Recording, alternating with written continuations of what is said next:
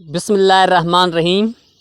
बादशाह के महल में सफाई करते जब एक भंगी की नज़र मलका पे पड़ी तो वो पहली नज़र में उस पे फ़िदा हो गया, लेकिन अपनी हैसियत और मलका की हैसियत में फ़र्क देखा तो सर झुकाए वहाँ से चला गया।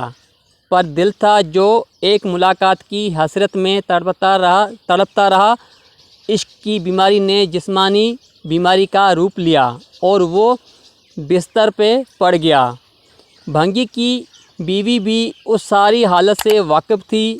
भंगी की ख़राब हालत की बिना पर उसकी बीवी उसकी जगह काम पे लग गई। कई दिन तक जब भंगी मलका को वहाँ नज़र नहीं आया तो उसने उसकी बीवी से दरियाफ़्त किया।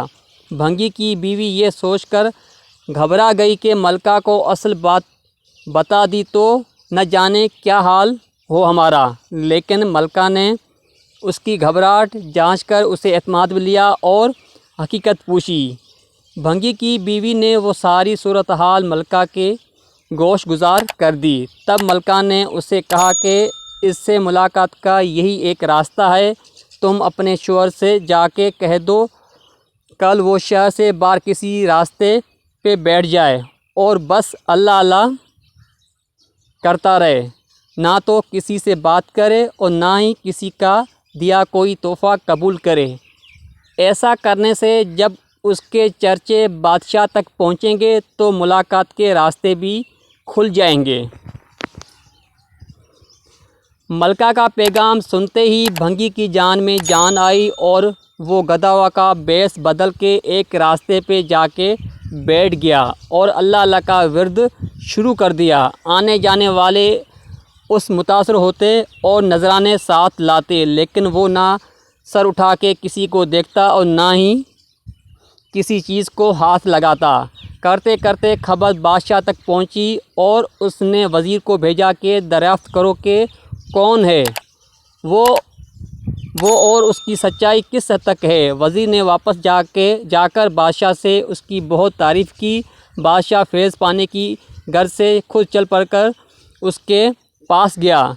जब हर तरफ उसके चर्चे होने लगे तो मलका ने बादशाह से इस नेक इंसान की ज़ियारत की ख्वाहिश ज़ाहिर की। बादशाह ने इजाज़त दी। इसी असना में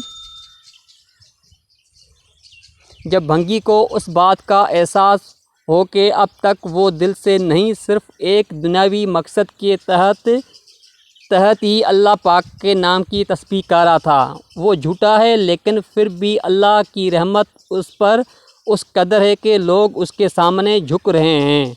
क्या बादशाह और क्या आम आदमी सब भी उससे इज़्ज़त दे रहे हैं। ये करामात तो सिर्फ़ ज़ुबान से वो पाक नाम लेने की है। अगर सच्चे दिल से इस नाम की तस्बीह की जाए तो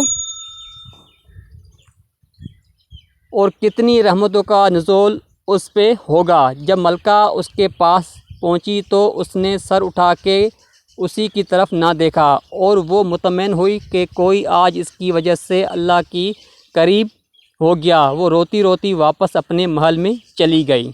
नाज़रीन, आज का वीडियोस बस यहीं तक था। मैं उम्मीद करता हूँ कि आपको ये वीडियो पसंद आई होगी। अगर आप मेरे चैनल पे नए हैं तो प्लीज़ मेरे चैनल रियल सबक को सब्सक्राइब करें और साथ में बेल आइकन पर क्लिक करें ताकि हर नए आने वाली वीडियो आपको उस बेल आइकन ज़रिए मिलते रहें।